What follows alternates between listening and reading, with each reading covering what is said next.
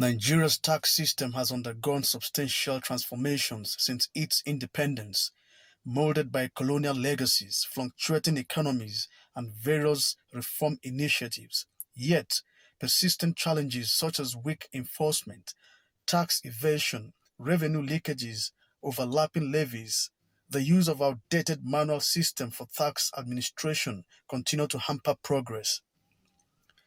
The journey began with the Income Tax Management Act of 1961, followed by the introduction of value-added tax in 1993. However, poor administration and over-reliance on oil revenues stifled the impact of these measures. From the year 2000, the call for harmonized tax laws grew louder, aimed at boosting revenue and attracting investment. A number of laws have, and many more are being, looked into, all with a view to bring the worrisome aspects, or yes, areas of concern for address. Fast forward to 2023, when the federal government unveiled four groundbreaking tax reform bills. The Joint Revenue Board Bill seeks to establish a board, a tax appeal tribunal, and the Office of the Tax Ombudsman to harmonize and settle disputes arising from revenue administration in Nigeria. The Nigerian Revenue Service Establishment Bill will unify tax agencies and curb revenue leakages, while the Nigeria Tax Administration Bill proposes to introduce technology into the administration and operation of taxation. The Nigeria Tax Bill is set to modernize tax administration and improve compliance. For far too long, our tax system has been riddled with inefficiencies. A major feature of the Nigerian Tax Bill is the phased VAT increase, which will rise from the present 7.5% to 10% by 2025 and up to 15% by 2030. Where these products are consumed and where these consumable items are produced, that is the main crux of the matter. And therefore, a lot of people felt there's no justice, because those who consume are actually the ones who are supposed to have more say, who are supposed to have more percentage in terms of valuable things.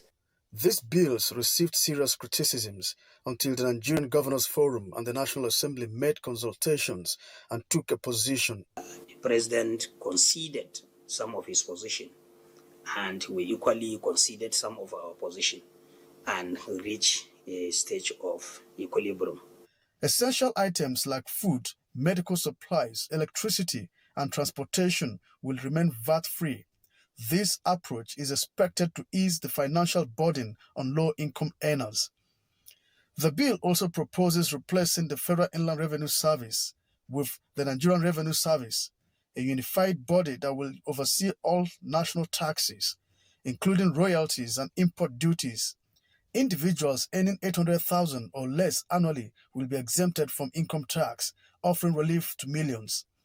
The four bills having gone past second reading in both chambers of the National Assembly, the Committees on Finance convened public hearings where stakeholders agreed on the need for the reforms, but organizations like the Nigeria Customs Service, Academic Staff Union of Universities, Chartered Institute of Taxation of Nigeria, Supreme Council for Sharia, and others argued on specific clauses, including the introduction of tax agents, increase in VAT, provisions on inheritance, and the gradual phase-out of third fund. Should encourage collaboration, integration of operations between customs and the tax authority. Issue of tax agent was raised.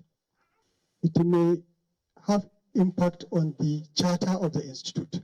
In the bill, supply or supplies throughout the bill should be replaced with consumption and consumptions. Nobody will come from anywhere to come and develop Nigeria.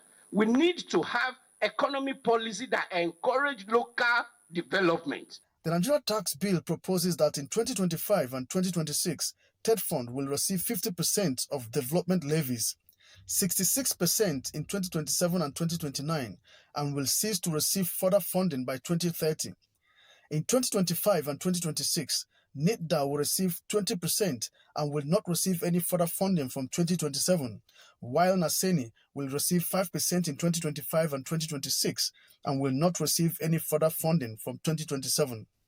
Nelfund is to receive 25% in 2025 and 2026, 33% in 2027 and 2029. By 2030, Nelfund will receive 100% of all the development levies. Only organization of funding that research today in the Nigerian system is the TED Fund. The regional coloration that greeted the introduction of these bills appears to be evaporating. The National Assembly believes that once passed, these bills will significantly promote both local and foreign investment. By streamlining tax laws, improving administration, and enhancing revenue collection. We shall do it with the fear of God, and we are going to give Nigeria the desired law, legislation that will guide our tax collection.